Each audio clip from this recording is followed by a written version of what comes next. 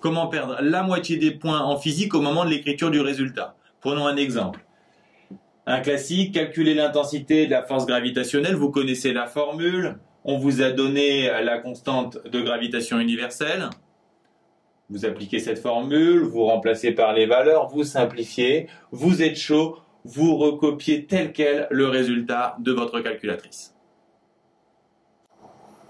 La semaine suivante, on vous rend votre copie. Vous avez seulement la moitié des points et elle est indiquée chiffre significatif. Pourquoi? Gardez tous les chiffres, c'est comme si moi, je vous donnais ma taille de cette façon. 1,94 m, ça suffit largement. Vous savez maintenant qu'en physique, il faut garder le nombre de chiffres significatifs du paramètre le moins précis. On regarde les paramètres G, on a 3 chiffres significatifs. La distance, on en a 2, donc on en garde 2. On va donc trouver 7,4 newtons ici. En terminale, normalement, vous connaissez tous cette règle, mais c'est une règle simpliste. Pourquoi? Prenons un exemple à nouveau. Calculer le poids d'un steak. Le poids, attention, c'est pas la masse. Le poids, c'est P égale mg. Donc il faut G. On prend pour G 2 chiffres significatifs. On applique la formule. On tape à la calculatrice. On va garder 2 chiffres significatifs. Donc on aura 1,2. Pourquoi il y a un problème? Si on a écrit que le poids, c'est 1,2, ça signifie qu'en fait, il est compris entre 1,1 et 1,3. On a une incertitude de 0,1. Ici, on calcule l'incertitude relative.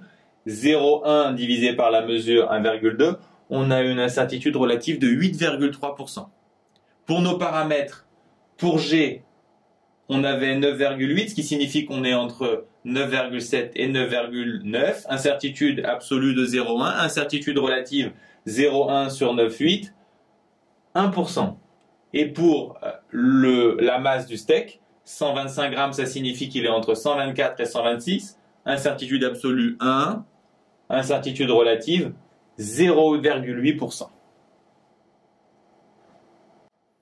Donc en résumé, vous aviez une précision dans les paramètres qui était de l'ordre de 1%. Et maintenant, vous avez une précision de votre résultat qui est de l'ordre de 10%. Donc vous avez multiplié par 10 artificiellement sans raison votre incertitude.